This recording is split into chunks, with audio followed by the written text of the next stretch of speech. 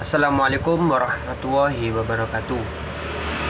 Kami di sini dari kelompok 11 akan menjelaskan tentang pembelajaran PAI dan BB pada kelas 11. Saya Muhammad Octavian Noval dengan NIM T 2018-1258 sebagai pemateri pertama akan menjelaskan tentang kemampuan membuka pembelajaran dan 7 keterampilan mengajar serta poin sikap.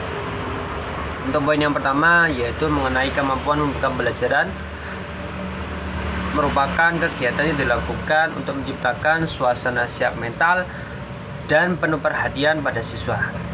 Jadi seorang guru di sini bukan hanya sekedar mengucapkan salam, mengabsen siswa, serta menjelaskan pembelajaran yang dilakukan saja.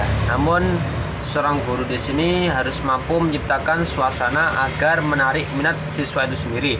Contohnya yaitu dengan memberi motivasi pada siswa. Yang kedua, menanyai kabar mereka serta mengaitkan antara materi yang sebelumnya dengan materi yang sekarang, atau mengaitkan materi yang sekarang dengan keadaan lingkungan yang ada sekarang ini. Hal itu semua bertujuan agar menarik minat siswa pada saat pembukaan pembelajaran, sehingga pembelajaran nantinya itu siswa menjadi minat atau tertarik dengan pembelajaran yang ada sehingga mereka menyimak dengan baik. Selain itu, 7 keterampilan dalam mengajar, seorang guru itu harus memilikinya atau menguasainya. Yang pertama yaitu keterampilan dalam menjelaskan materi. Seorang guru itu sendiri harus mampu menjelaskan materi yang akan diajarkannya. Jadi seorang guru di sini harus dituntut harus bisa menguasai materi yang ada, agar materi yang dijelaskan nantinya itu bisa diterima dengan baik oleh siswa. Yang kedua yaitu keterampilan bertanya. Seorang guru di sini harus mempunyai keterampilan bertanya agar materi yang ada dan siswa yang ada dalam kelas itu ikut berinteraksi dengan di dalamnya. Hal ini bertujuan untuk menstimulus atau merangsang dan meningkatkan kemampuan berpikir serta mengembangkan rasa ingin tahu peserta didik itu sendiri.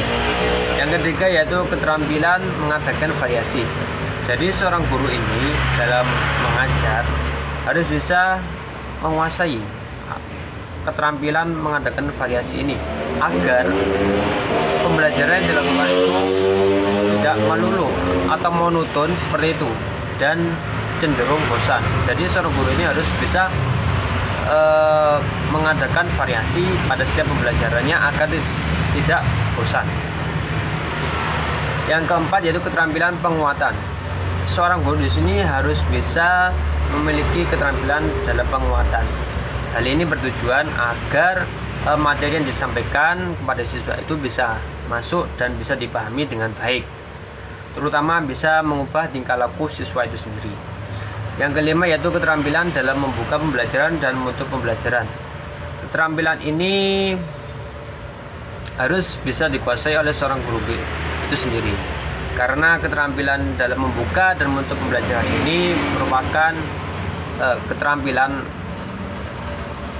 dasar yang harus dimiliki oleh seorang guru dalam mengajar. Yang keenam yaitu keterampilan dalam membimbing diskusi kelompok kecil. Hal ini merupakan keterampilan yang harus dimiliki oleh seorang guru agar pembelajaran yang ada itu dalam kelompok kecil itu sendiri berjalan dengan efektif dan efisien, sehingga semuanya bisa menerima akan materi yang ada dan memiliki pemahaman yang sama antara satu sama lain dan saling melengkapi. Yang terakhir yaitu keterampilan mengelola kelas. Seorang guru ini harus bisa menguasai atau mempunyai keterampilan dalam mengelola kelas agar situasi atau kondisi yang ada dalam kelas itu sendiri menjadi kondusif dan tidak amburadul seperti itu. Poin berikutnya yaitu poin sikap. Sebagai seorang pendidik, guru itu harus mempunyai sikap yang baik atau positif, karena seorang guru itu sangat dihormati Selain itu, guru itu memiliki andil besar dalam pembentukan karakter dan keberhasilan peserta didik di masa yang akan datang. Jadi, sebagai seorang guru itu harus mempunyai sikap yang positif dan mencontohkan perilaku yang baik kepada siswa itu sendiri. Karena seorang guru itu hakikatnya digugu dan ditiru oleh muridnya itu sendiri. Nah, sikap guru dalam proses pembelajaran yang pertama yaitu menunjukkan kepedulian dan kebaikan. Yang kedua yaitu berbagi tanggung jawab. Yang ketiga, sensitif menerima keberagaman yang ada. Yang keempat yaitu meningkatkan instruksi individu. Yang kelima, mendorong kreativitas dari peserta didik itu sendiri. Jadi kelima poin tersebut merupakan contoh sikap yang harus dimiliki seorang guru dalam pembelajaran. Assalamualaikum warahmatullahi wabarakatuh. Nama saya Nurholila, NIM T 2018-12-12-66 dari kelompok 11. Ingin menjelaskan tentang penguasaan bahan ajar atau materi ajar.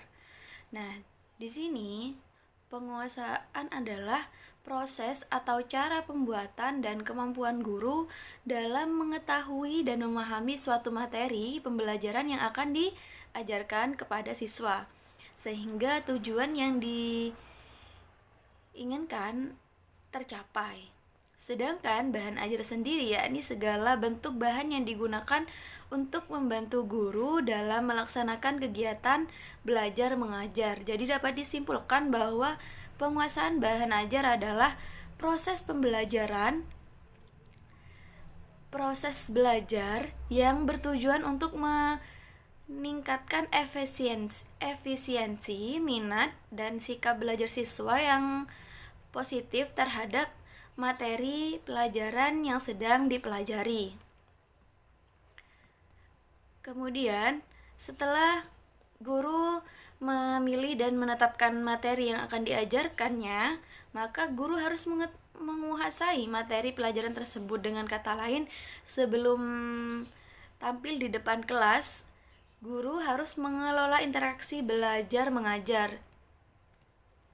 Sehingga guru harus sudah menguasai materi-materi pokok dan pelengkap yang akan disampaikan kepada siswa. Dengan modal penguasaan materi, maka guru akan dapat menyampaikan materi pembelajaran secara dinamis.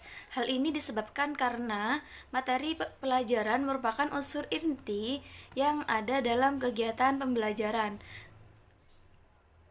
Karena materi pelajaran itulah yang diupayakan untuk dikuasai oleh anak didik. Kemudian selanjutnya yakni media pembelajaran. Media pembelajaran adalah alat yang dapat membantu proses belajar mengajar sehingga makna dan pesan yang disampaikan oleh guru menjadi lebih jelas dan tujuan pendidikan pembelajaran dapat tercapai dengan efektif dan efisien. Nah, media pembelajaran di sini berfungsi sebagai salah satu sumber belajar bagi siswa untuk memperoleh pesan dan informasi yang diberikan oleh guru sehingga materi pembelajaran yang telah disampaikan dapat lebih meningkatkan dan membentuk pengetahuan bagi siswa. Nah, dalam memilih media pembelajaran, pengajar sebenarnya tidak hanya cukup mengetahui tentang kegunaannya saja, tetapi juga nilai serta landasannya. Akan tetapi, guru juga harus mengetahui bagaimana cara menggunakan media tersebut. Nah, adapun prinsip-prinsip umum yang dipakai dalam media pembelajaran, yakni 1. Pemakaian media pembelajaran hendaknya dipandang sebagai bagian integral dalam sistem pembelajaran. Kemudian yang kedua, media pembelajaran hendaknya dipandang sebagai sumber dana. Kemudian yang ketiga, pengajar hendaknya memahami tingkat hierarki dari jenis alat dan kegunaannya. Kemudian yang keempat, penggunaan multimedia akan sangat menguntungkan dan dapat memperlancar proses pembelajaran. Nah, selanjutnya ada beberapa macam-macam media pembelajaran. Ada media audio, media visual, media audiovisual, dan media serbaneka. Kemudian pada media yang digunakan dalam pembelajaran PAI kelas 11 menggunakan media pembelajaran interaktif kurikulum 2013. Nah, guru dapat memberikan sesuatu yang akan membuat siswa semangat dalam belajarnya. Guru tidak boleh membuat siswa terlalu tegang dalam menyampaikan materi kepada siswa, karena bisa jadi materi yang telah disampaikan tidak akan maksimal yang diterima oleh siswa. Guru harus memberikan sesuatu yang menyenangkan dalam proses pembelajaran berlangsung. Guru juga bisa membuat kelompok-kelompok kecil yang dapat mengasah kemampuan sosial mereka untuk bersosialisasi dan dengan teman-temannya. Dan juga guru juga bisa mengganti setiap kelompok ketika pertemuan berikutnya agar siswa dapat bersosialisasi dengan teman-teman lainnya. Adapun beberapa media pembelajaran PAI yang digunakan pada kelas 11 di antaranya yakni game. Nah, di sini game merupakan permainan yang paling disukai baik usia muda sampai tua. Game tidak hanya dimainkan untuk menghibur saja, tetapi game juga memberikan pesan, maksud, dan tujuan yang dapat tersampaikan kepada pemainnya. Maka dari itu, game dapat didesain dengan tujuan untuk membuat guru dalam proses pembelajaran interaktif bagi siswa. Kemudian PowerPoint. Nah, di sini PowerPoint juga bisa digunakan sebagai media pembelajaran untuk menyampaikan materi. Terkadang kita juga harus membagi kelompok-kelompok kecil yang nantinya mendapat giliran untuk presentasi menggunakan PowerPoint tersebut.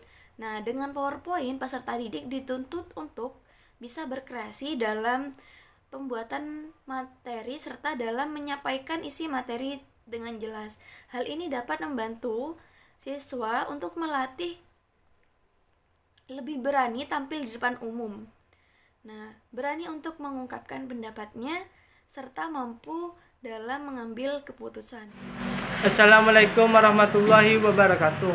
Nama saya Novel Ahmad Fatoni, NIM T2018-1298. Saya akan menjelaskan materi tentang penutup pembelajaran.